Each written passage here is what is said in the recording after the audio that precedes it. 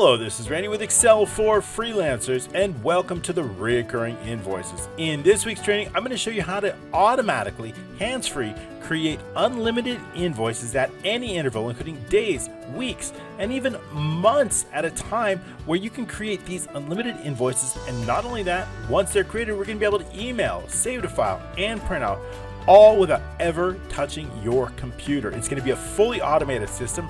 I cannot wait to share it with you, so let's get started.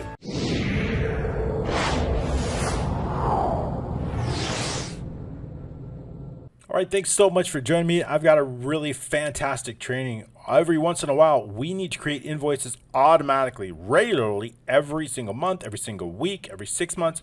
Whatever your interval is, you're going to be able to do this. Not only that, even if you're not creating invoices, I'm going to show you how to create intervals for any type of application, whether it could be scheduling, or it could be invoicing or billing, or any type of recurring instance, whether it's estimating. I'm going to show you how a special formula to do just that, whether it's any number of days, any number of weeks, any number of months at individual intervals. I'm going to show you how you can do that, whether it's from every first, second, third, or even every last day of the week, even every Monday or Tuesday or Wednesday or specific day of the week of every month. I'm going to show you how to do that and a whole lot more. So we do have a lot to cover. I create these trainings each and every Tuesday, absolutely free for you. If you like this application, you could download it at no cost using the links down in the description, either with your email or Facebook Messenger. Please don't forget to subscribe. That will help us out, and also click on that notification icon bell. I'd love to hear your feedback, your comments, your ideas, and I respond to each and every one of them right down below this video. Whatever social media, Facebook or YouTube, wherever you're watching it, go ahead and comment below. Let me know what you think. You have any ideas for upcoming training? How can I make this better? Or maybe you have a feature, fix or focus. If you're on Patreon platform, every single week, I create a brand new updated version of whatever I'm doing. For example, a few weeks ago, we had a salon and spa manager application, if you watch this. And then I added a bunch of things to this application for our Patreon. So you can see now this little $sign here. I added that. Those designates what has been invoiced already. So we have that. I also added a brand new pop-up calendar. We added a set date so we can set a specific date. We can do a calendar. We have a refresh icon, and we have a brand new chart user form. We can add a customer now. Simply by adding this, we can add a brand new customer. So that's on our Patreon. This updated version is on our Patreon. So I hope you'll join us there. We've got a whole lot plus code books and a ton of other things for you there. So let's get started on this week's training with the reoccurring invoices. Now, we've done an invoice before, so we're not going to go into a great deal on an invoice. This invoice looks familiar. I have a invoice from scratch where I go over every step of an invoice. That's a video called Invoice from Scratch. So if you want to know how to create this invoice just like this, that video there. This video, we're going to focus on a few different things. We're going to focus on how to make anything recurring at almost any interval. We're using an invoice, for example, but you can take the techniques and the formulas and the code used here and transfer it to any kind of application. So it's really important. So we're going to get into that right now and show you what. Let's do a little bit of overview of what we have. Inside the setup screen, I've got a frequencies, days, weeks, and months. I decided to add that to a named range. I've got weekly options every day of the week. And I've got some monthly options. We've got every last, maybe we want it every last day of the week, or maybe it's a specific day, every first, second, all the way up to every 31st day of the week. So those are going to be for monthly options. I've also got days options. This is going to help us out. I want to know, is it every last day or every first Monday? So these are monthly options also. Those didn't be the frequency. So every last day or every first day, maybe it's every first day of the month, or maybe it's every first Monday. So we've got that. And also we have an and or on after. We may be adding that, okay?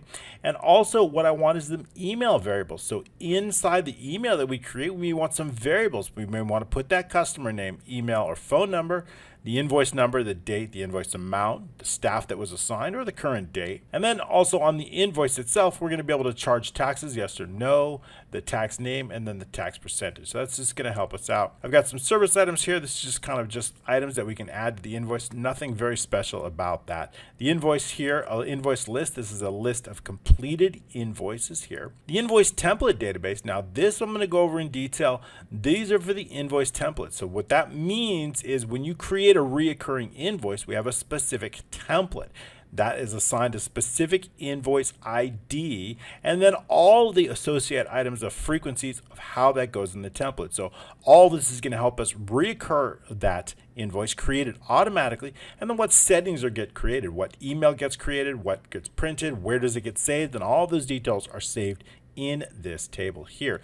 The invoice items are the individual items saved on an invoice. So if I create invoice number 5 that contains 2 items, those get saved here, or invoice number 6 they get saved here. All right, also we have a list of clients, just a customer name, nothing very amazing about that. Staff, just an employee list that I brought in. We don't really need all this detail on that, but it's brought here. So that's it. So we're going to pretty much focus on a few things. We're going to pretty much focus on this invoice screen here and this template database. So we're going to zero in on that focus. So that's what I want. So basically what I want to do when I run a macro, I want to then check for all the invoices that need to be created based on their date. So when I run that macro and check, it's going to check and it's going to automatically create invoices based on what schedule. Then it's going to create an email for that, and it's going to also print it out to my default printer, which is Snagit here.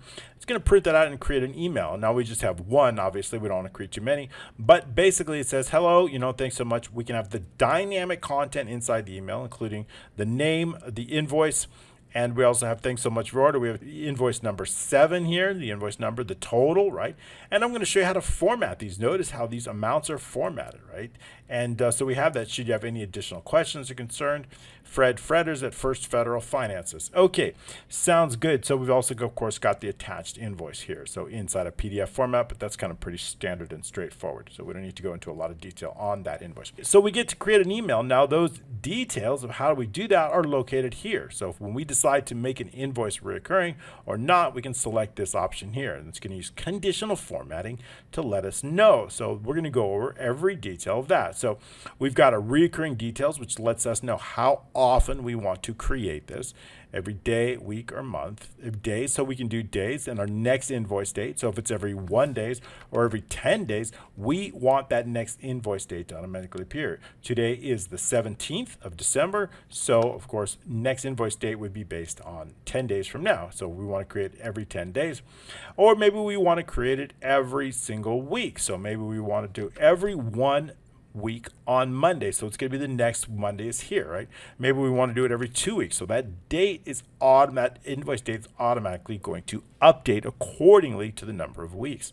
Or maybe we want a monthly option. Now, monthly option is really great because we got tons of monthly options. So if we set every 1 month on every first Monday of the month, or we can do every, let's say that's that drop down list here, maybe every last Monday of the month or every last day of the month. As we add those, it's going to be let us know how many days before.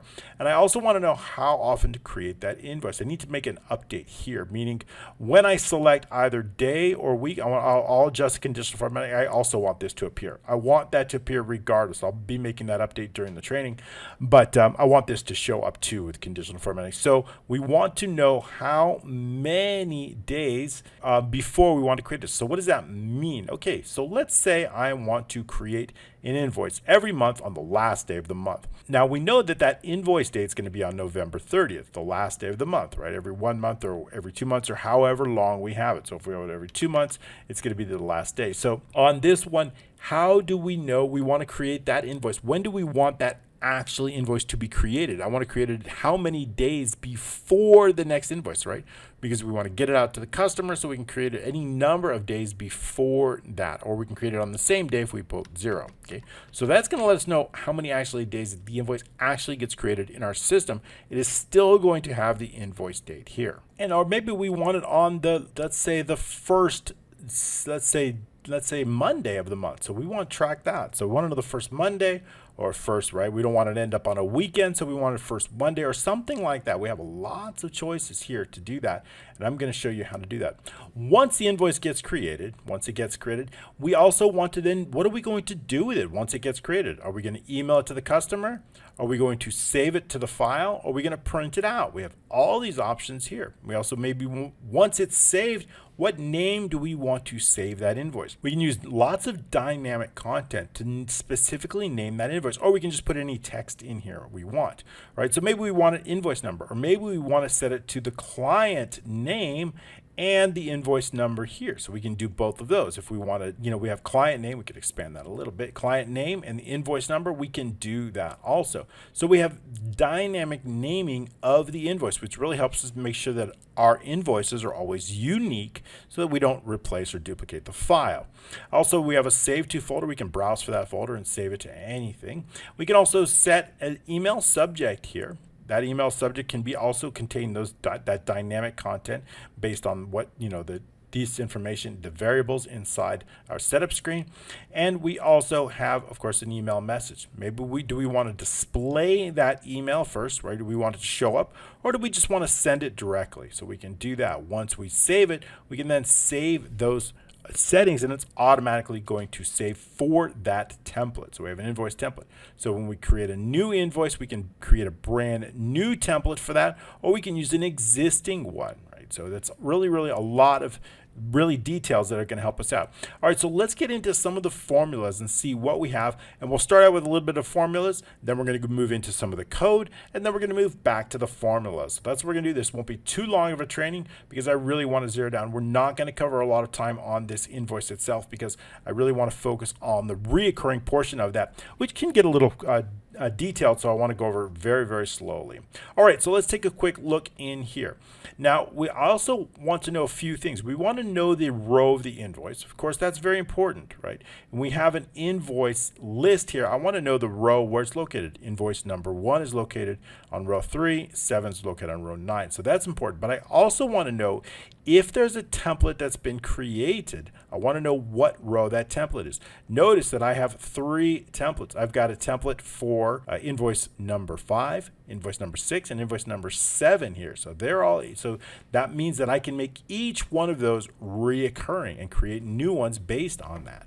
So we also want to know the row. If there's a template, we want to know the row of that. So back into our invoice, I want to know the invoice template row. And this is based on a named range called invoice template ID using match.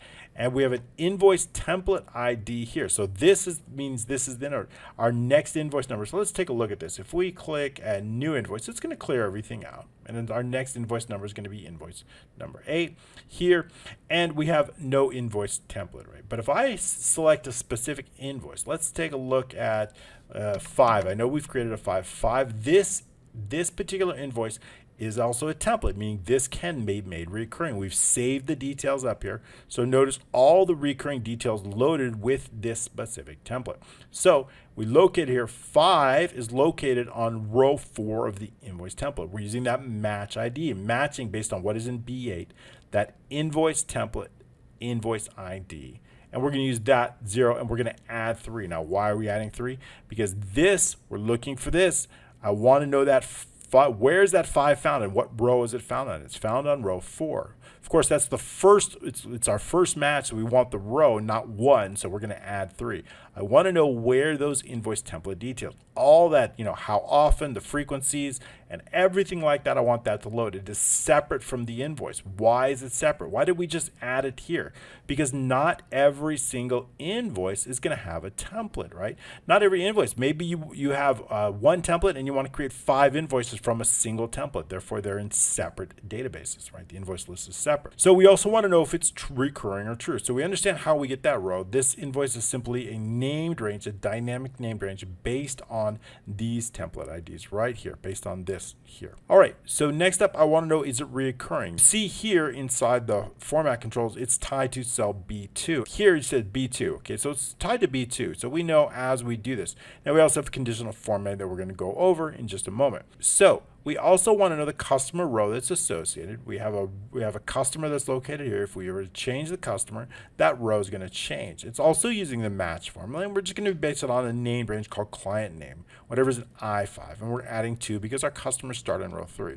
Relatively simple.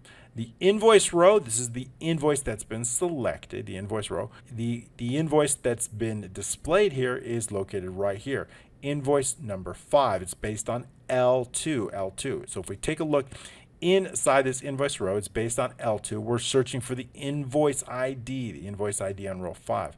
That is located right here. Invoice ID located on row 5. So we see here that we have row 7, excuse me, invoice 5 is located on row 7. So that's exactly what we want. We want to pull that row up so we know what that is. If there's a search row, what is this? If I decide I'm going to search for a specific invoice, like invoice number 6, I need to put ID inside N2. Once it's done, it's automatically going to load up that. So to extract that, I need to know using another match, same formula here, based on match base, but this time it's based on N2 because that's where the user is going to search. Notice it was very quick. If a row is found, if it's not empty, then we know we can load it. All we need to do is just take that search invoice, that number here, and place it directly in here and then load the invoice because it is a valid. But of course, if it's not, if there's no invoice, it's going to say invoice not found. Please enter another invoice because we don't have one there. Okay, because you can see here that the search row is blank because it's not been found. Okay, the next invoice number, well, that's simply based off the max of all the invoice plus 1. So that's going to be the next one. So if I create a brand new invoice, we want that 8 to be brought directly over into L2 because that is the next available invoice number. All right, also what I want to know, if that invoice is loading, I need to differentiate between when we're making a change here or we're actually loading an invoice. So if I load an invoice, we're going to see information load up here, and I need to differentiate between this type of change here and this type of change so that we can load up our invoice items. So when we have two types of changes to an invoice, one manually by the user and the other one by VBA that's loading the invoice, I need to differentiate between those two types of changes. And to do that, we're going to use invoice load. This becomes true, and then it becomes false as we load the invoice. Well, I'll show you that a little bit later on. All right, so the invoice template ID we went over, this is the template ID, right? And so as we load it, if it's a template, if it's been found, we're going to put that template ID right here because we know it is an original template. This invoice is an original. It does contain the reoccurring. If I were to create a brand new invoice from that, we would know that that would not have one. I also want to know different settings. So notice we have email, save, and print. Those are all checkboxes based on that. So it's simply a checkbox based on those things, okay? So we have all those go true or false based on the email, save, and print. These are all based on the frequency. So we're going to get into those in a little bit. So we're going to cover this a little bit later. These are all formulas and functions based on calculating the next date for that. So we'll get into that, but as an overview, just an overview, brief overview, basically the weekly frequency, if there's a weekly frequency, we would need to know. We also want to know the monthly frequency. So when I select months here, right, and we select every first, we know this is the last option, right, would be 1 and 1 and 1. So one weekly frequency is this. Let's select weekly. Weekly, we see we have days of the week. So Monday is 1, Tuesday is 2. So you see B12 changed to 3. So weekly frequency is based on that. Monthly frequency, we have two options under monthly. And I click monthly, we have two options, this option and this option here. So when I select every last, we know the first option, every last, we're going to return a 1 here. So it's based on a match formula based on those options. If I change this to every first, of course, it's going to change to 2. If I change our first option is day, our second option is Monday, so this is going to change to 2. So these numbers are very specific to these options that have been selected here. The days before is simply just whatever is in here. And then also we have some more formulas here, which we'll get into. And then also I have the email variables. When I load an email, I need to know all the variables associated with that email. So we can do that here. So if I want to know the client name, well, that's going to be here, simply there. What's located in I5. If I want to know the email, I'm going to use the index. I've got a named range. We're going to index client email, and we're going to base it on the client row. That is where B3 comes in handy. If you see B3, remember that is our client row. So we need to know that row, and of course we're going to subtract that, add those two additional rows, and we're going to do that first column. That's going to get us our client email. We also want a client phone number, which we're going to do. So I need to use index on that. And also I need the invoice number. That's simply going to be whatever's in L2. I need the invoice date. That's going to be whatever's in L3. So we just basically link them to these fields here, but we want them all in a compact here because when we add them to our email, our names, our file name, we can simply run a loop from 28, and I'll show you how that works. The invoice amount linked to L32, so it's going to be down here, L32. And also what we have is our invoice staff. If there's been a staff specific to this invoice located right here in K8, that's going to be linked out. And lastly, we have our current date. It's just going to be equal to today. So the idea is when we create these emails, what we want to do, instead of saying client name here, we're going to replace that client name with the actual client name here. When we have a lot of variables, what we want to do is we can use just a few lines of code. All we have to do is run a loop from 28 to 35. We're going to look anywhere where client name is located in either the subject or the message. And if it's found, we're going to replace it with whatever name is located here. And that's with a loop.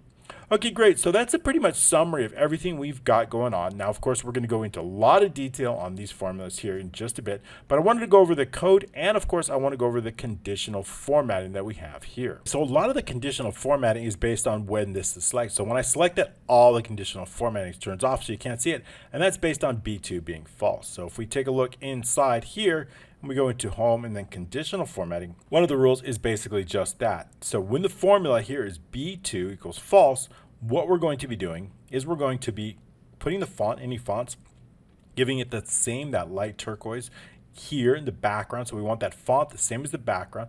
I also want any borders I want to select none in the borders. And then the fill is going to be that same black. That same filled out color, that turquoise here. So we're going to fill that out and clear it out. That's going to hide everything that's associated. As long as we then apply that to all the cells concerned, which is all of these here, if we see it, it's going to clear that as soon as we click uncheck that. That's going to go to false, and it's going to hide everything associated. All right, so we have some more there. So when I click here, actually I want to make an update here. When I click days, I want to show this one. So I'm going to go down the conditional area. We're going to take a look at some of the managing rules in here. And we have this one. So we want to make sure that if B2 is false, we know that's going to be true, but this is the one I want to make an update to. And I want to make sure that we are showing both. This one here applies to, take a look at if n equals months, right? Months is, I want to show the one above it only, but showing this one. So let's take a look at that. This one is going to have to be updated to just 6 only. So F6 to D6, applying that because we only wanted to apply it to the row above. So we're going to apply that. Now we can see it. So there we go, right like this. And we'll also fix that lineup. So how do we do that? We want to make sure that we don't hide that line. So when we go back into the home, we can add a brand new rule, conditional formatting and manage rules, right? Here we go. And we can just edit the rule. We can edit this rule, or we can actually cancel a new rule. We do a formula here, and we'll do a list formula here as we do that. Going to add in a new formula. We're concerned with what? That it's not false. So let's do this is going to equal true. Right? When it's true, I want to add that line above. So that's going to be centered. That's going to take precedence over everything else. So clicking OK and OK, and then we have that line above. Okay, so that's just one. So now whether we select weeks or months, we always get that. But months is going to add this additional line. So, all right, so let's see. When we have days, what do we want? We just want to hide everything. So if I go into conditional formatting, back in there and manage some more rules, we take a look at a few more rules that we have. Okay, so we'll take a look at this rule here. When we edit that, we see that if F4 does not equal weeks, then basically what we want to do is we want to use that same, we're going to format the same one, and basically that's going to be based on row from D5. So basically, as long as it's not weeks, if it is days or it's months, we want to hide that, right? We don't need that every first Monday because that is based on weeks. So we want to hide, 5, this right here. This one, which one we're hiding? Well, let's take a look again. When we select weeks, I want to hide this based on row 5, right? There's no reason to see that because that is only for weeks. On Wednesday, this option is only for weeks. So that's why we have it there. And this option is only for months. So let's go back into conditional formatting. It is only for months. So let's take a look. If it does not equal months, now basically if F4 does not equal months, then we're going to hide that row, that specific row, row 6. So it applies to row 6 here from D through F. So basically we're just hiding it. So we only want to show. However, of course, 7 and 8 we're showing regardless. Okay, so that's just it. There's just 2 rules. And of course, if it's days, we're going to be hiding everything. All right, so that's the conditional formatting formatting that. Now we got some additional conditional formatting based on the email, based on the save to file, and the printout doesn't have any conditional formatting. So let's take a look. Now keep in mind that we want save to file, right? That's fairly important whether we are going to be creating an email. If we're adding an email, we're adding a PDF to an email, I need to know what file name we're creating. If we're also saving it to the file, I also need to know. So save name is going to be regardless of whether we are adding it or not. Emailing it to customer is regardless of that. This is going to be regardless, because if we're going to email it to the customer, I need to save it to a specific folder before we can email them out. So that is important regardless. So let's go into the conditional formatting of this. Conditional formatting, and we're going to manage those rules and take a quick look. Those 3 rules here. So if here, in this case, B9 equals false and B10 equals false, we're going to color it B9 and B10. What is that? Let's go ahead and scoot that over a little bit so we can see everything here.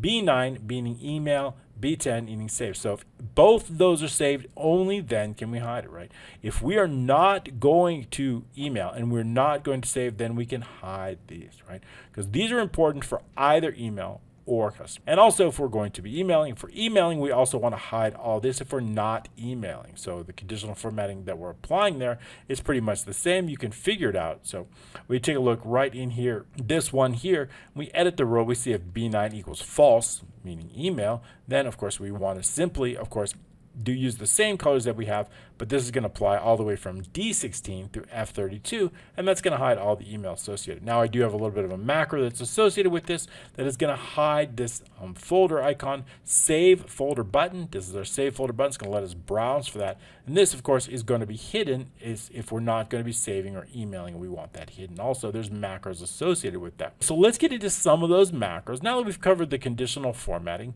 and let's go and see exactly how we do that, because we have some macros that are tied to that. So inside the VBA developer, using Alt F11 will get you there into the developers. And here inside developers, we just have 2 modules. We've got the invoice module here, which we may go over if we have time, and the reoccurring, which we're going to spend most of our time here. So remember, we have a save to file, invoice, save to file. I want to show or hide that folder button based on that. So this macro here, so when I click right here, there's been a macro assigned to that, and basically going to be that specific macro here. So it's going to toggle that button. So this one, save to file, we want to know if we're going to hide or show it. And the same thing for this. So if we're saving it, we need to make sure that we're going to show it or not. So that's very important. So what I want to do is I want to go in here. If the invoice B10 equals true, B10 is focused on our save, right? If that's true, if we're saving that, then what we want to do is we want to make sure that save folder button is visible, right? We need to browse for that specific folder if we're going to be saving, so we need to make sure that that's visible. Otherwise, we're going to hide it. And that's all we have to do. That's just a simple toggle. Also, we want to run the macro browse to save folder, right? So that's that macro that ran when I click that icon. It's that folder. So relatively, now all we need to do to make sure that we do that is we dimension here, this one right here, save to as a file dialog. So save to is simply going to be equal to the application file dialog, and then we have a file folder picker. Remember, this is folder picker. If we're picking a specific file from that folder, it would be file picker. So we're going to set the save to, it's going to be equal to title, is going to be select folder to save to. I guess that should be 2, right? And we also want to allow multi-select false. And if for some reason they don't select anything, right, the show won't be -1, and we're going to go to no selection. It's going to skip. Otherwise, all we're going to do is we're going to take that selected, that full file path, and we're going to place it directly in E13 of that folder. So that folder is going to go directly inside that file path right here.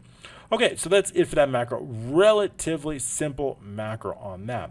Okay, what about reoccurring toggle? Now let's take a look at this. We have a toggle here. Now this toggle, of course, we need to make sure that we do a few things. If we take a look at that, not only is conditional formatting, but we need to make sure that that button, that actually I got to show that to make sure that it's showed, right? I want to make sure to show that folder on toggling it. So we'll make sure to show it, but we only want to make sure that we show it if the save is selected here and B10 is true. All right, so we'll fix that up because we want to show that. So how are we going to do that? So first of all, what we're going to be doing, if the recurring toggle, if invoice B2 equals false, of course, then we're going to hide both of those things. However, if it's in this case, right, so let's take a look at this. This would be no recurring. and this would be reoccurring. And I want to add something in there that save boulder button should be true, right? When we're reoccurring, we want to see true, but I don't want to show it always. See true. Okay, so we don't want to show it, but maybe we don't want to show it always. Why don't we want to show it always? Well, if we're going to show it, it's showing always. So now I don't want to show it. Let's take a look at that. Okay, so we're fine. We've selected all of them. It's good. So we're selecting all of them. That makes it a little bit easier so the user knows what they're selecting. I'll leave it just like that. I like it pretty much there. So we're just going to make sure we show that folder button. And then also what I want to do is I've set B9 to B11 true. So what I'm doing is I decided to set all of these checkboxes to default or print to make sure that the user has all the options available to them, and then they can unselect them if they decide they don't need them. That way they know they can see all, because if email is not selected, they might not see the email feature. So I'd like to have them all selected so that they can see them. Then they can unselect them if they choose. Great, so that's it for that. Now what about the save update? Now remember I mentioned to you before that when we're saving an invoice, especially one that's tied to a template like this one is, remember there's an invoice template here, 5, 6, and 7, right? If we've decided to add a template to that, I want to make sure that we save all those details in a separate database. So I'm using a separate macro to do just that, that separate macro. That macro comes directly after we save it. So here's the invoice macros. Here's our invoice save. This is when we save the main invoice. When we come down here, what I want to do is I want to check, let's put this, possibly save recurring template, and then we're just going to put optional. Okay, so optional. When do we want to save that? Well, if B true is true, meaning the recurring is set, if recurring is turned on, and I want to make sure it hasn't been set before. If B1 equals empty or B8 does not equal empty, then recurring saved update. What does that mean? I'm going to go over this and this for you. If B1 equals empty, let's take a look at that inside our sheet here on invoice. Okay, B1, of course, B1 meaning there is no specific row. Like here's an example. Let's take a look at this. Let's add a brand new invoice. We'll add a client here and we'll add a few items here. Now, if we decide we're not going to make this reoccurring, right? We don't want to make this reoccurring. This is false. There's nothing recurring to save, right? However, if B1 goes to true, we are going to make this invoice recurring. We see that it's recurring. So if B2 equals true, then we know we need to save this as, we need to save these details as recurring as well. So that's exactly what that, if B1 equals empty, right? Or range B8 equals empty. So B2 is true. That's important, right? We need to have that. If B1 equals empty, what happens when B1 is empty? Well, B1 is empty means there's no existing template that's associated with this invoice, right? There's no template. So we know we have to save it because recurring exists, but there's no template. So that means it's going to be a brand new template. There's no template ID that's associated with. There's no template row. It does not exist inside this template database, and that means we have to save a brand new one right here. So when those conditions are met, or B8 does not equal empty, B8 does not equal empty, then recurring save and update. Why would B8 not be empty? Let's take a look in here.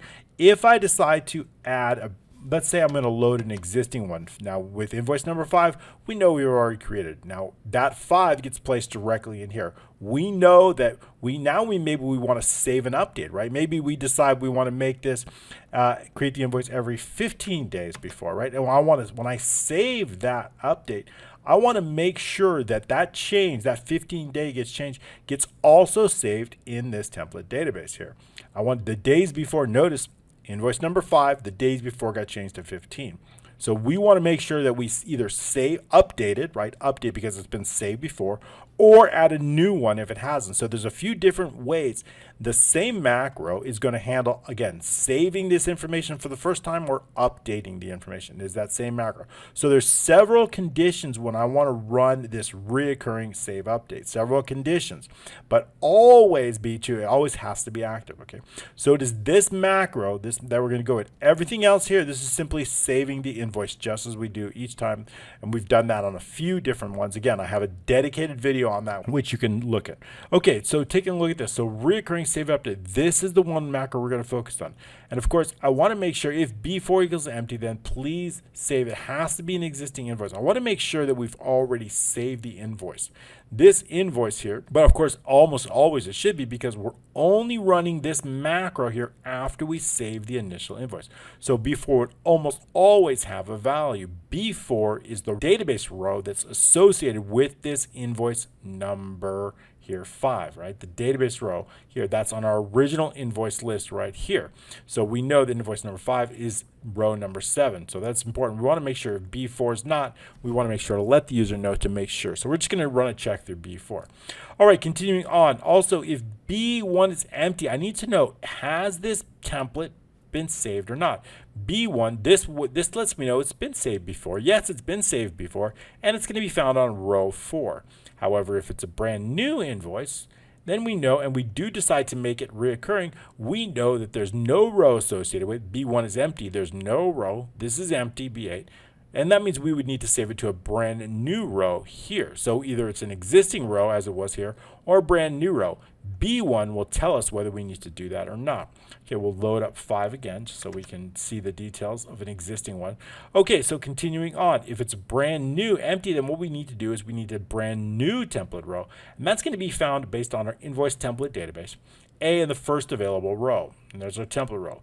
Now our invoice template database, the first thing what I want to do is I want to assign that invoice ID to column A. And then the last thing I want to do here, just for the new ones, in column S, I want to put that row. That row is going to be very important, because when I run it through an advanced filter, I need to update this information as we create the emails. I need that. So I need to have that row created up here, right here. And in fact, didn't get created. I'm going to check it out right now. But I want that row, it's on U. Make sure it's on U. Let's put that on U.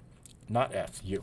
Okay, so U is going to take on that column. We need to put that on there. I want to make sure that's very important, not an S, but on U. Okay, so U will take on that row number, so we need to have that. Also, but what if it's an existing? If it's an existing, all I need to do, this has already been added if it's new, if it's existing, all I need to do is take that template row and put it into a variable, and it's going to come directly from B1. Everything else in this macro is going to be regardless of it is in a new, let's put this new template, and we already have the existing note here. Okay, so everything else, we're going to run, in, of course, a data mapping on that. And data mapping, again, if you've seen my videos before, basically all we're doing is, it's a lot easier. All I need to do is map these individual, notice B2 is true, right?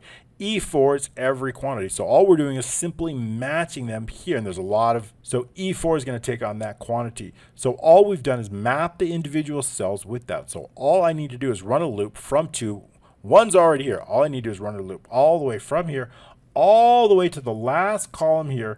And that last column we've already have here. So we're going to run it equal to column 20. So running a loop. And what I'm going to do is simply take whatever's in B17 on the invoice, and I'm going to place it in this case, B17 is the created on date. And I'm going to place it directly inside that column, the created on date. I'm going to place it directly on here on the associated row. That's all I need to do with data mapping. So 2 to 20 is where we're going to go with that. For the template column is equal to 2 to 20. Inside the invoice template database, where we're focused on, and I want to do cells, that template row, that template column, that value is going to take on whatever's in that cell. That cell can be found on row 1 right here. That cell, E4, B2, B17, whatever it is. We're going to take that value from our invoice. Remember, we're focused on our invoice screen, range, invoice, dot range, whatever's in that cell, and we're going to save that update. Also, again, what I want to do is I want to wrap that text as false. Why is that important? Because some of these, like the messages, contain a lot of text, right? And what's going to happen is if I enter that, it's going to grow that, right? And I don't want to see that, I don't want to look like this. Notice that I just hit enter. So this is what I want to avoid, something like that. So when you do wrap text through VBA, it automatically hides it. So wrap text equals false. So one more time here, it's going to make sure. So doing that in VBA, make sure that that row width does not expand. So all we need to do is take on that row after we've entered all that text and do wrap text equals false. And that's going to ensure that that issue doesn't happen. Next up, what I want to do is I want to set that invoice number for the template. Remember, I said we want to make sure that we know once we've created a template, I want to take whatever invoice numbers here. saved it, and I want to make sure that that becomes the template ID here. So inside B8, that's going to ensure that that row automatically changes, right? So that row, so now we know we have that. So we've just set up, that's it. That's all we need to do to save or update the template. Okay, that's it.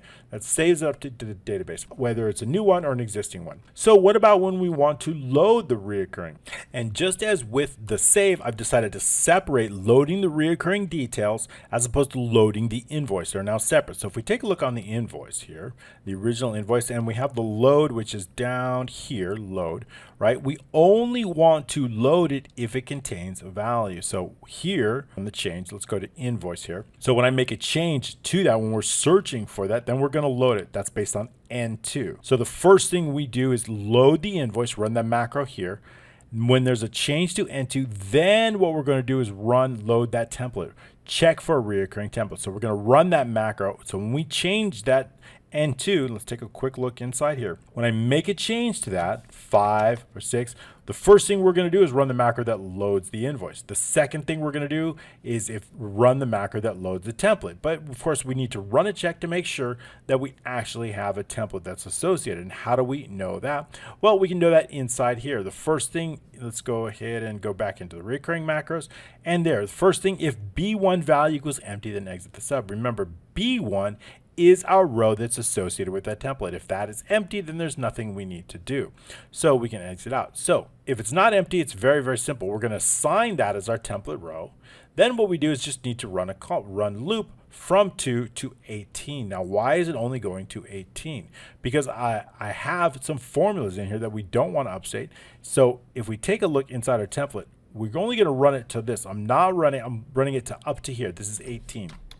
But I'm not going to include it for this one and this one because our next invoice date and our created on date, we don't want to load that up. Why? Because those are calculated fields. So our next invoice date, which is here, and our created on date, these are both formulas. Notice that our last invoice date is not a formula. So I don't want to replace what's in B16. I don't want to replace what's in B17. Those are formulas. Those are calculated. So that's why we don't run it. And it's good if you have formulas, if you have, put them at the end so you can run your loop. That's what I did. These two contain formulas. That's why I didn't include them. So we're saying B16 and B17 contain formulas. So we don't want to load this value inside because that value is going to be calculated. Okay, so that's why we're going to run our loop from 2 to 18. And again, all we're doing here is just bringing it inside the invoice. From here, we're taking the range, whatever's in the invoice template, row 1 in that template, whatever cell is here, or whatever there is, we're going to take, that value is going to take on, that cell is going to take on whatever value is located inside the template row and template column. We're simply reversing what we did inside this loop here. Simply a reverse of this loop. When we're placing the values inside the database, here we're extracting them from the database and placing them directly in the forms in our invoice sheet. So the last macro that we're going to focus on before we focus on the formulas is called reoccurring check and create. Now this macro is the one that you want to run all the time. This is the macro that you want to run when you open your workbook, right? If you have a workbook, you want to run this out. Now, of course, I've commented out because when you get this, I don't want that macro to run. But this one you'll comment out and it will check for any invoices that need to be created and will automatically recreate them based on the template database. Once you take this comment out here, it'll work automatically. Okay, so, and also I'm going to show you a way how to open the workbook automatically even while you don't have to do it manually. So we'll show that to you, at least in Windows. Okay, so we have that here. So let's get into that macro and take a quick look at and see exactly how that's going to work. It's not that long of a macro. It's relatively easy. First thing, what I want to do is I want to run an advanced filter. I want to know, take a look at all these. I want to know the next invoice date, or more importantly, the created on date. When is it supposed to be created? If this created on date is less than or equal to the current date, then I need to know to do it, right? So notice this one here, the created on date is October 30th. Well, of course, and so this one's November 26th. We know, and this one's today's date. So we can create all three of these need to be created because the created on date here is going to be set. So we need to know when are we actually going to create these. So it is that date that I want to run through an advanced filter. I also want to make sure that the reoccurring is true. If somebody decides to turn it off, we certainly need to update that, right? up here is going to go to false. So we want to make sure that we update that accordingly. And so here recurring is true, and the created on date is less than or equal to the current date, which is less than or equal to today. So that's our criteria. What I want to do is I want to get those results, and I want those results to come right in here. Once it is, for each one of these, I'm going to run a loop. I'm going to check to see if there's any results. If there are, that means the result row is greater than or equal to 3. I'm going to loop through all the results. And then for every single one, I'm going to create an email, or I'm going to print it based on all these settings. If we're email, if we're saving it, or if we're printing it. And then of course, if we're saving it, I'm going to save it to this folder. I'm going to create a name based on this name here. And if it's an email, I'm going to create an email based on this subject, message based on this. We're going to set whether we're going to display it or show it. And then what we're going to be doing is we're going to bring all this information and we're going to calculate a brand new next invoice date, a brand new created on date, and then we're going to save that to the template. We're going to take the row here. We know what original row is associated. We know what row to make changes to that, and we're going to make those changes. And we're going to then update the last invoice and make those updates accordingly. And that's exactly what we're going to do inside the macro. So let's just go over that right now. First thing what we're going to do is determine the last row of our invoice template database. If that's less than 3, that means we have no data, so we can exit the sub. We're going to run that advanced filter that I spoke of, starting in A3, going all the way to U, and making sure you use your headers, right? The headers must be the same in both your original data, your criteria, and your results. That criteria is W2 through X3. W2 through X3 is our criteria, and we want those results coming all the way in from AA all the way through AO. Now this is just a subset of the original data because I don't need all the original data. I don't need to bring in this one. Why is that important? Because I don't need to bring in, because as soon as I bring in this template, as soon as I load this template, this invoice, all that data is going to come all the way in here. So what I'm going to do is I'm going to take that original invoice number. I'm going to bring it directly inside here. I'm going to place it right in here. As soon as I do that, it's going to load that invoice. Then what I'm going to do is I'm going to create a duplicate invoice based on everything here. And then I'm going to update the return the next days. So that's just what we're going to do inside here. Okay, so taking a look at this, our results are going to come from AA, go to AA through AO. So we're going to get all the results in. Then I'm going to do is I'm going to check for the last row based on column AA. So that's what we can do right in here. The last results row is equal to AA on F. If that last results row is less than 3, then we're going to exit the sub. Nothing we can do. There's no data. That's fine. The first thing what I want to do is I want to set that print area. We've got a pretty fixed print area in this case, but if it's based on H2 through L2, I just want the address of that. So our print area here, sometimes we have dynamic print areas using the last row, but this time it's a very fixed print area all the way from H2 all the way through L32. So we're going to use the address of that to create that print range. Next up, I want to set for the Outlook, just in case we're going to be emailing, I'm going to set that Outlook app to the create Outlook application. This Outlook app has already, as an object, been dimensioned as an object right here. The Outlook app and the Outlook mail are both objects. So we're going to use late binding in those. Late binding is preferred. So, okay, once we have that and we create that Outlook application, that's going to ensure that you have that. Then what else do we need to do next? Okay, now I'm ready to run my loop. I don't want to create this inside a loop. For the results row equals 3 to the last results row. I want to know that template database row that's going to be located on AO. Here, I want to put that into a variable because we're going to need that. And also what I want to do is I want to load that invoice. Remember, I told you I'm going to take whatever's here and I'm going to bring it directly inside here. Automatically, that's going to load the invoice. So that's what we're doing. N2 is going to be equal to AA in the results row. Set invoice to, this will automatically load the invoice. Remember, as soon as I make that change, it will automatically load it. Then what I want to do is I want to take whatever's in L2, which is going to be our invoice number, and I want to place that directly in B6. Why do I put it in B6? That is going to be our new invoice number. L2 is going to take on, remember, I want to do our brand new invoice. L6 is our next invoice number. We're creating a brand new invoice, and I'm going to place that number directly inside L2 here. That's our brand new invoice number. So once we have our new invoice number, we've loaded up our old one right here. Then we're going to take our new one, we're placing it directly in there. Then what I want to do, very, very important, is I want to clear the associated database rows. These database rows are associated with a specific invoice. If we take a look at row 12 and row 13 inside our invoice items here, we look at row 12 and 13, we see that it's been assigned to invoice ID 6, But what I do want, this is going to be a brand new invoice ID. So I want to remove the associations. As soon as VBA looks here, they say, oh, look, there's no database row associated with that. We better create a brand new row. That's exactly what I want. So I want to make sure to clear out the existing database rows here because I want a brand new invoice to be created, but I want everything else to be the same, except I want brand new database rows to be associated with. Just as we did here. Look, these are exactly the same, right? It duplicated what was here, except it added brand new rows here. The same items, the same prices, everything is the same, except a brand new invoice. Now they're associated with invoice number 7. So we need to do that directly inside the code. So also what I want to do is L3, I want to set the next invoice date. Now, where's that next invoice date coming?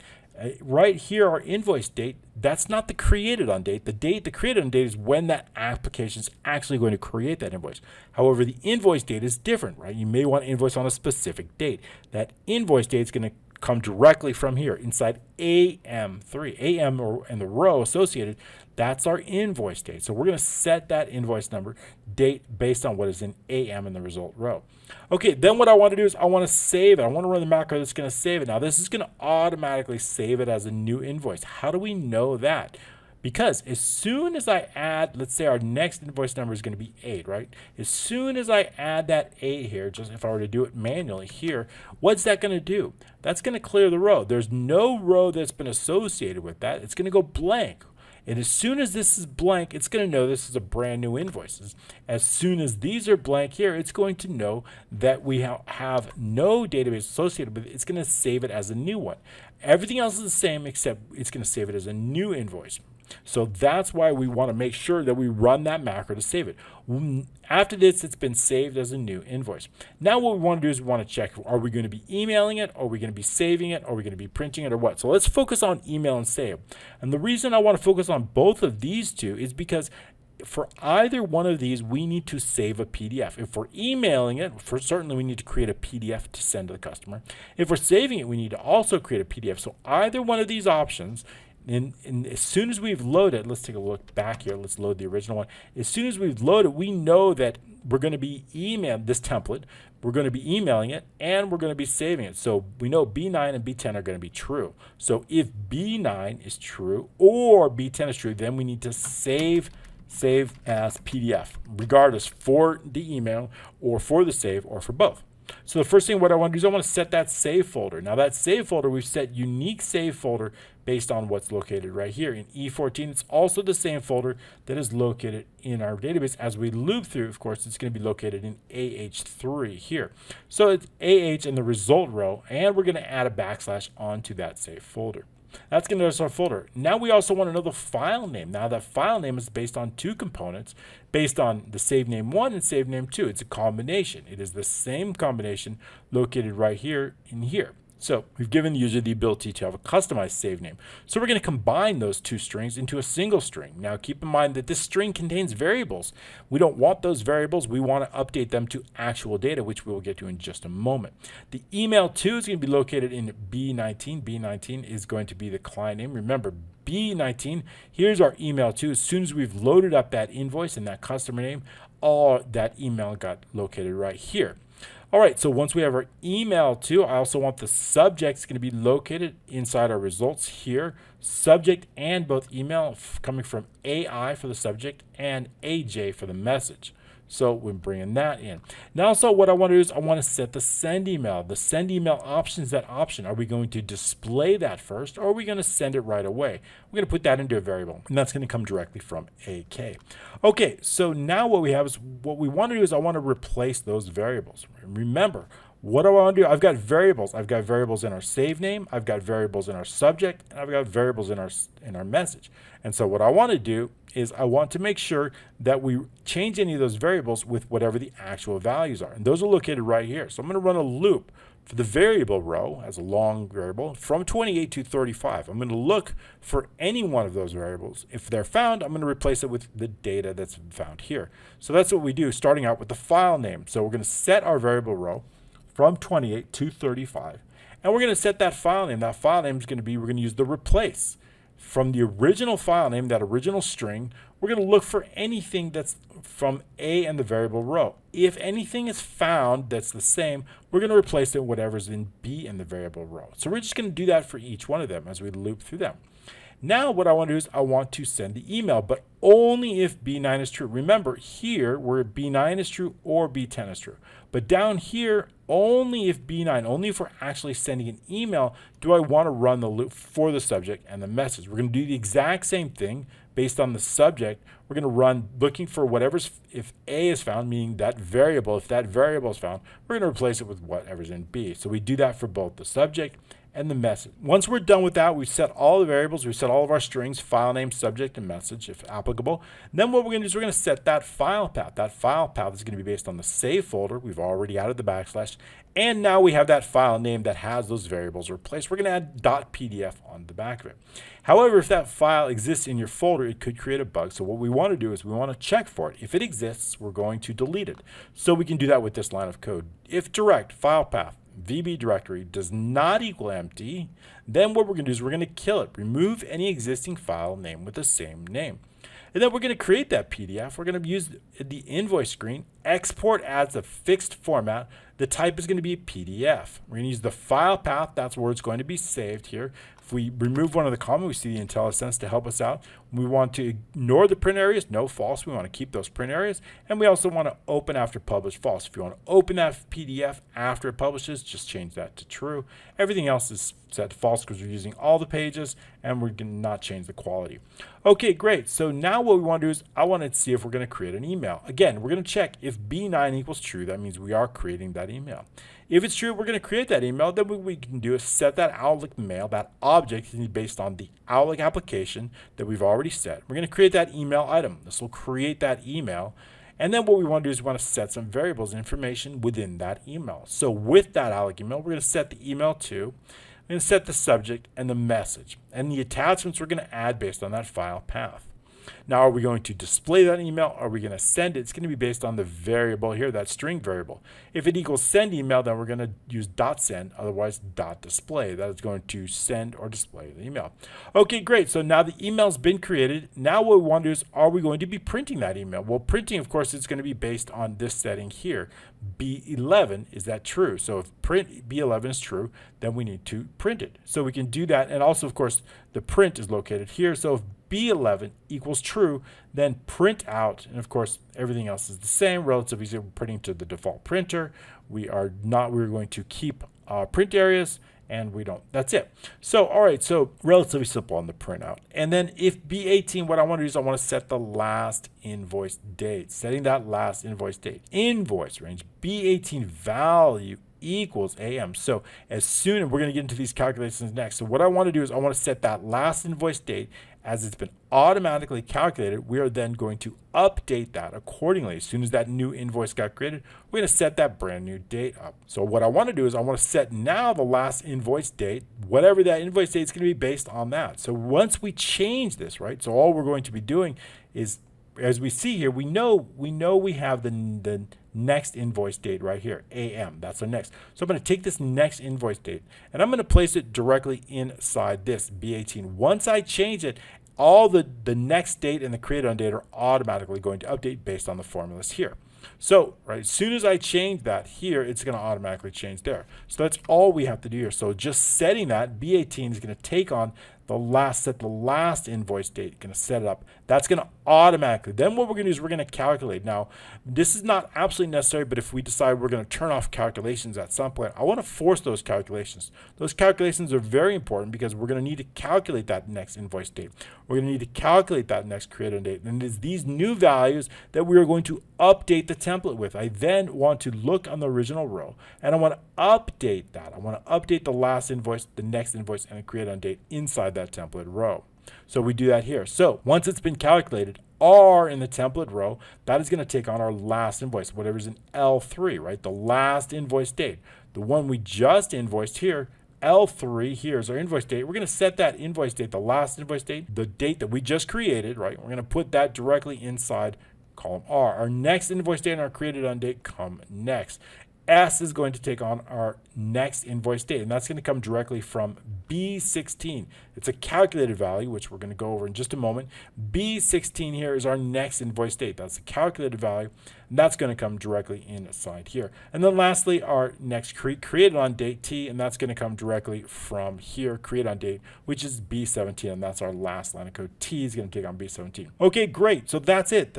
And then also what you might want to add is this workbook close true, right? If you decide that you want to run a completely hands-free and automated option, you can save and close this workbook after it happens. So the workbook will open and close automatically. Okay, so that's if we close it, but how do we get your workbook to open? Well, we can use, in Windows, we can use an event for that. Basically, we have a scheduling. So if I'm going to open up my Windows, I'm going to open up right now. What I'm going to do is I'm just going to search in the search bar for, we're going to call it schedule, right? Here, and we see task schedule. All I do is search task scheduler. Sorry, you can't see that. It's a little bit off the screen.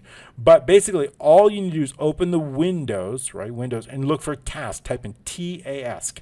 And it's going to come up with this task scheduler. So all you need to do is search in the search bar for task scheduler. And so what I want to do is I want to, at a specific time, I want to open this application. If once that application is open, if inside our workbook open event, if we have that event uncommented out inside this workbook, if we have this macro running every time it opens, it's going to check it every time the workbook opens. So what we want to do now is we want to set that workbook to open automatically at the same time every day. So how do we do that?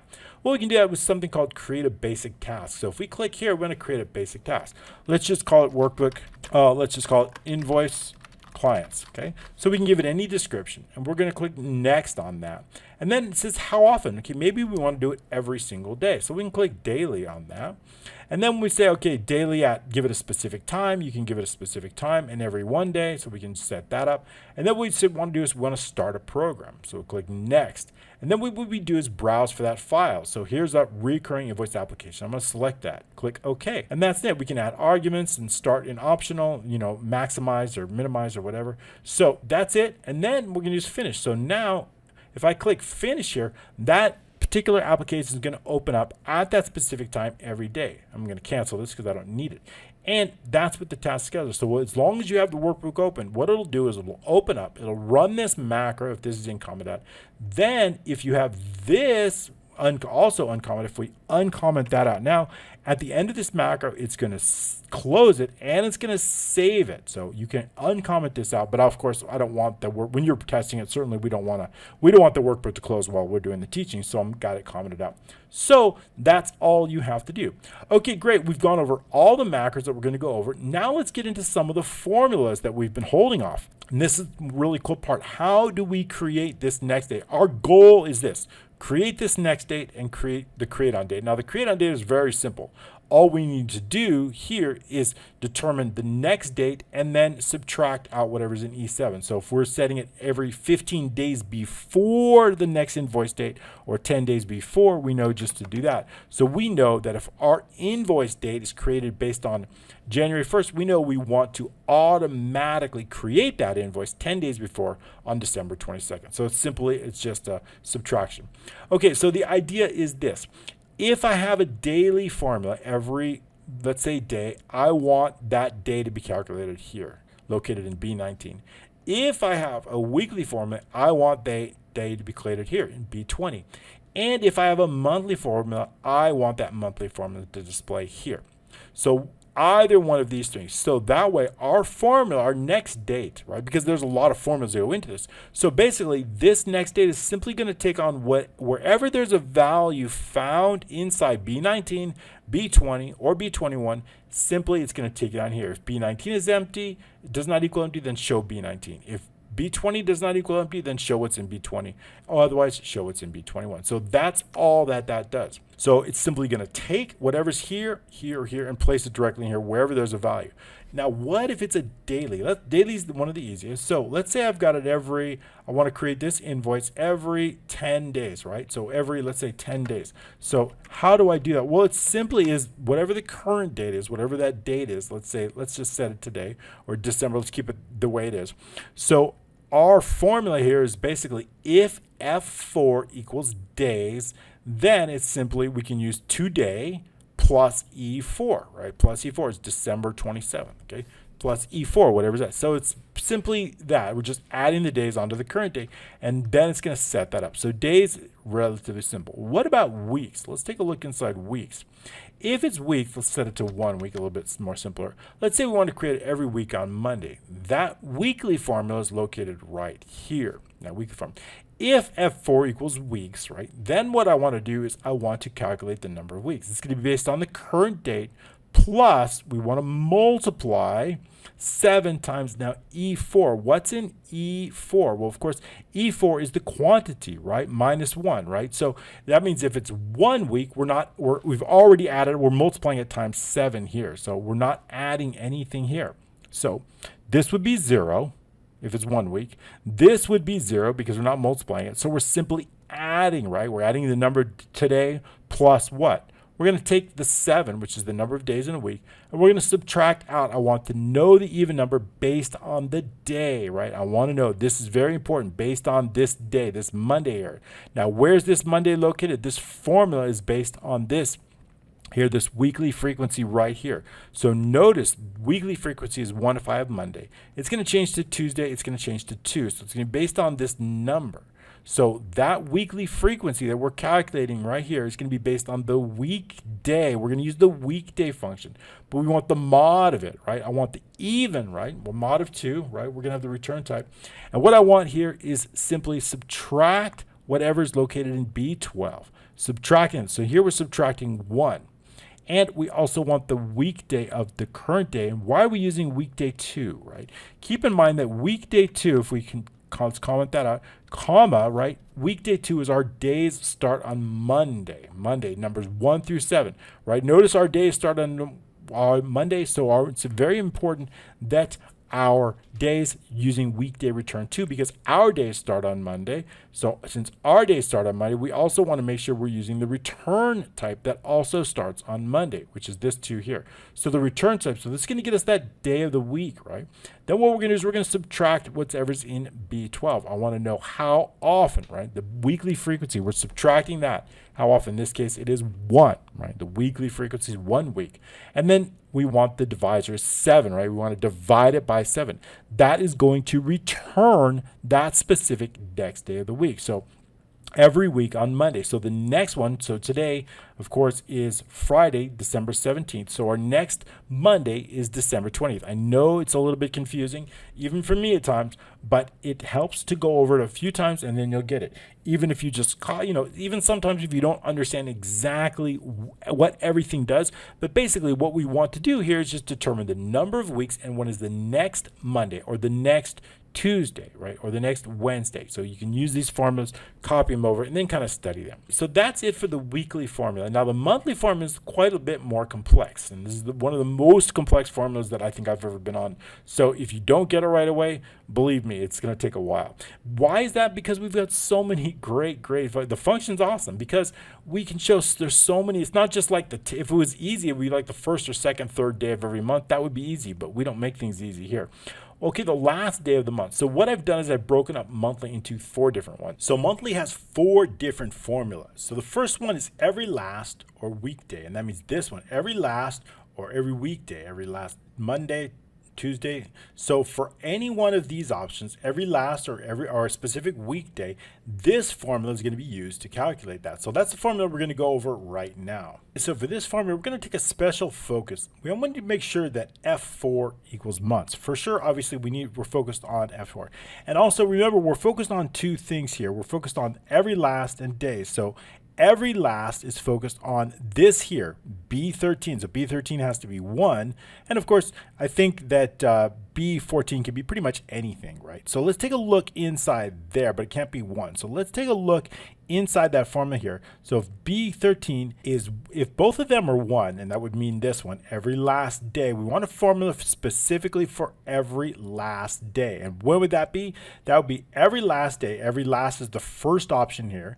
Day is the first option here. So that means that every last, this one and this one are both 1. So when both of these are 1, then we want a specific formula. If it's months, And if we also want to make sure that B13 and B13.1, then what I want to focus on is the end of the month.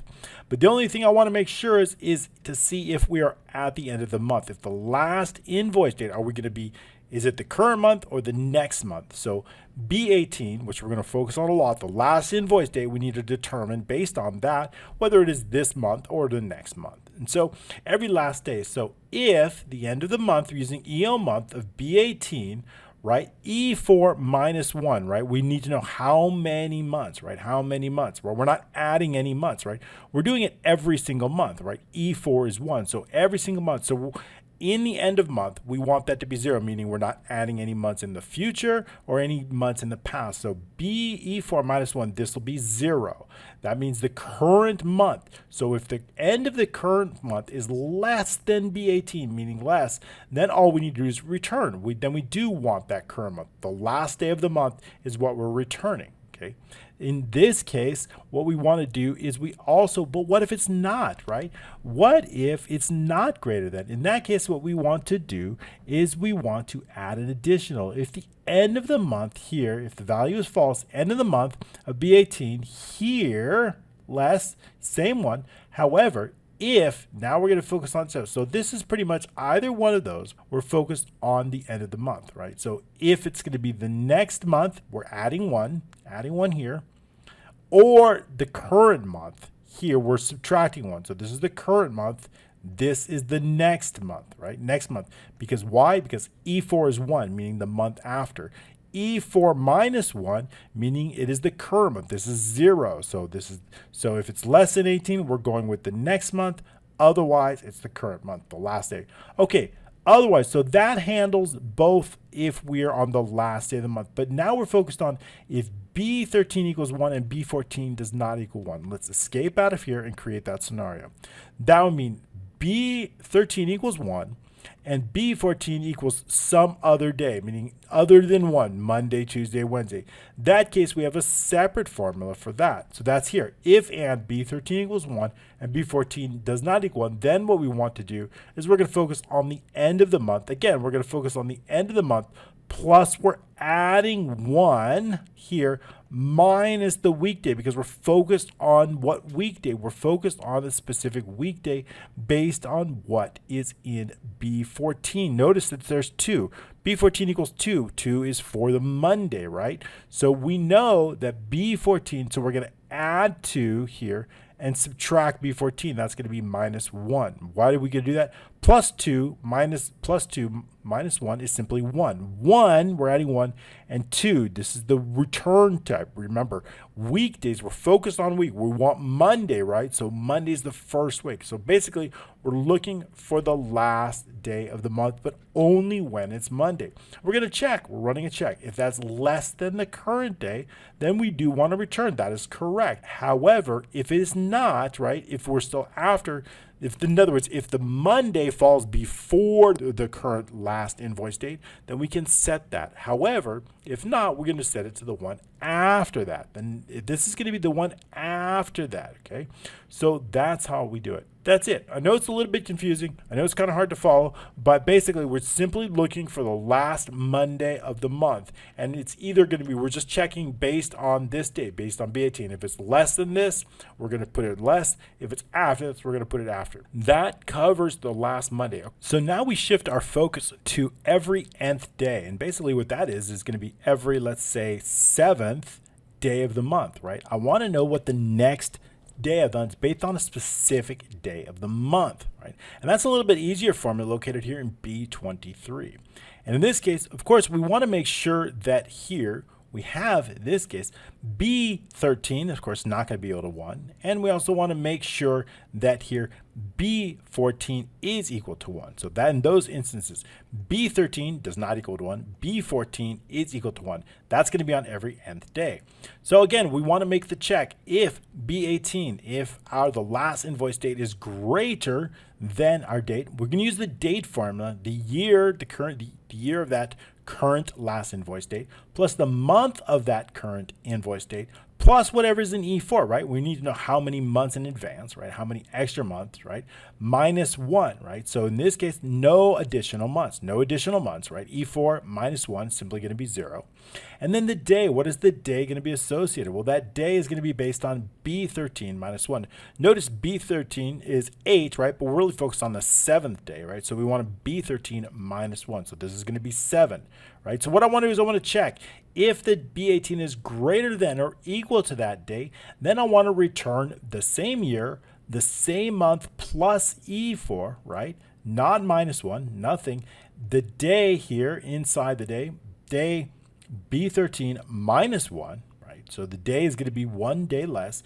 The date otherwise, right? If it's greater than, we're going to return the date B18, the month B18 minus 1. Notice we're minus 1 here, but here we're using the same month. So here we're subtracting 1 plus E4, right? We need to know how many months extra. Then the day, of course, is going to be simply B13 minus 1. So basically, all we're going to be doing is returning a specific day of the month, and it's going to be based on whether that day has passed or not based on B18. And that is basically every nth day.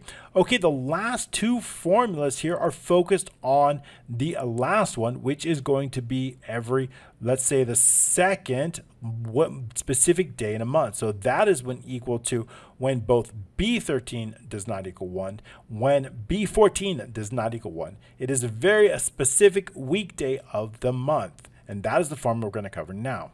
In fact, this formula was so big that we're going to set it up into two different cells. So both B24 and B25 are going to be working on this. Again, we really want to focus also, we want to make sure that, of course, F4 equals months, and B13 and both B14 do not equal 1. So when both of those instances are true, then we can proceed, right? We also, again, want to make sure, we want to determine, has the last invoice, has it passed or not, right? So that last invoice date is critical, right? Once that day is calculated, has it passed or not, right? What's the second Friday of the month? Is that second Friday passed or not? If it's passed, we have to go with the second Friday of next month. If it has not passed yet, it is the second Friday of the current month. So that's what we always want to focus on B18. So we're going to do that right here. If B18 minus the day of B18 plus 1 plus, I know this is confusing, I know, even for me as I read it, so believe me, B13 minus 1. Now, B13 minus 1, remember, that's the day, right? So anytime you see B13, right, here, we're focused on, we're second 30, so we want to focus on day 2, right? So that's why we always do B13 minus 1, right? Because I want to focus on 2. I want to take this 3 and I want to get it 2, right? If we're focused on the third Friday, it would be, well, I still want to subtract, I'm looking for number 3. So that's how we obtain that. So that's why you always see B13 minus 1, because it is important that we remove that 1 and we get down to the day. I want to focus on that specific day number. We're going to multiply that times 7. Right? We have to figure out how many weeks, right? We want to focus on that. And then what we want to do is we want to subtract out the weekday based on B18, based on that day. We're subtracting out the day, right? Plus 9 minus B14. Now B14 is 6, right? So what I want to do is I want to remove that and I want to get there 3. So we're subtracting 6, right? If I want to find out what day of the week, we're focused on Friday, right? Friday with 6. So that's why 9. I want to know exactly the difference between Friday and Monday. So I've got to get that difference. 9 minus 6 is 3, right? So we know that. So we're going to add that. So basically what I want to do is I want to extract that Friday from the week, right? 1 week. We know here, we know it's based on this. So we're based on the weekday function, right? This is Monday, Tuesday, Wednesday, Thursday. So it's always got to start on that. If that is less than B18, right? If it's less, then I want to show it, right? This is the date that I want if it's less than the last invoice date. If it's less than that. Otherwise, we want to show the next one, right? So if it's already passed, right? If this date has already passed, then we want to show the next one. Otherwise, show the current one. So here we're going to show the next one right up until until here, we're going to show the current one. Otherwise, we're going to show the next one here. So based on the month, the day. So that's what we want to do. So then what we're going to do is we're going to use the date of the current year, the month of that month, the selected month, plus 1, right? I'm looking for one more day. Remember, it's already passed, right? It's already passed. So I have to go to the next month, So we're going to get that day. So the next month. And then what we're going to do is we're going to extract that day number just as we did before. Extracting that first or second or third Friday or Monday, whatever it is, using this. This will get us here, that B18 plus 1, the same way we did multiplication times the weekday. Again, 9 minus B14. So that's it. However, if it is less, if we have not yet reached that day, then we want to show the current month. Remember, the current month is here. So we're going to use that for this one right here. And we're going to use that same formula here. Okay, so that's half of the formula. I know it's super confusing. But then what we want to do is I want to take this date. So we've extracted that, right? It comes to Saturday. It's not finished yet. But what I want to do is I want to get that first Friday. This will get us the date of next month. We know it's next month, but we don't know what day it is. We want to know the second Friday. So to get that, we need to add a little bit more. It's going to be based on that B24. Again, I want to ensure, making sure that we're on months and that both B13, just to ensure that otherwise we want to show blank. Now what I want to do is I want to take whatever's in B24. I want to know the year of the B24. I want to know the month of the B24. Then I also want to know what we're going to focus on that day, right? That day, how many months are we going to do?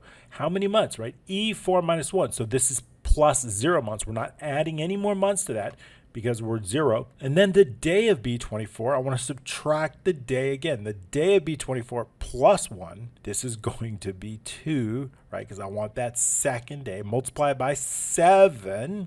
Okay, that's going to extract the day. Subtracting out the weekday, we're going to get the date. I want to subtract out the year of B20. Remember, we're all based on B24. It's a two-part formula. Based on the year B24, the month, plus, of course, E4 minus 1, right? We want to know how many months are we going to be add. We're adding no months on in this case. Plus the day B24, subtracting out, again, that also using that weekday function, again, using that Monday as the first day, taking 9 and subtracting out so we know the difference between that, right? Know the difference between that. And then returning nothing if, of course, it's anything other than months in B4. That is going to extract that December 10th, right? You can go, please download this and go over this formula as many times you want. Take that formula apart. Okay, so basically once this shows a value, we know that our date here, right here, B21, it's going to show that, B21. It's going to show that date right here. This date is going to be based on also, this monthly formula is going to be based on these three. If this is showing a date, or this is showing a date, or this is showing a date, B21 is going to show that. So if F4 does not equal months, we're going to show empty. If B22 does not equal empty, show it's in B22. If B23 does not equal empty, show what's in B23. Otherwise, show it's in B25. So basically, we want this monthly formula to display whether it's this, or this have a value. So with whichever of those three cells contain the value, that value is going to be displayed directly in B21. It is that value that's going to be displayed directly inside our B16 here, right? So our next invoice date is B10. It is this next invoice date.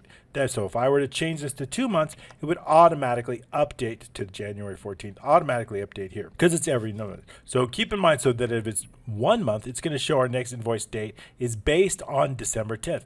However, since it's December, if I were to change this to the current day, which is 12/17, it'll automatically update to January. So if the last invoice date is today, we know that the next invoice date is the second Friday of the next month. Okay. All right. Super confusing. I know it's very, very complicated. Those dates can be complicated, but I want to give you all the features. At least you can have this, right? At least you can use this, even if you don't understand it. Copy that, study it, but you can use it in your own workbooks. I hope that you have liked this training, right? Don't forget about our mentorship. I will be taking this and adding more features onto it, probably an email log and a few other things. Let me know what you think, and I'll be making those updates directly on Patreon. I hope you'll join us there for just a few dollars a month. I'll also have PDF code workbooks. I'll have updates, early releases, and a free course coming along once we reach 500 patrons. All right, thank you so much for joining us. I cannot wait to see you next week for a brand new training. Thanks again.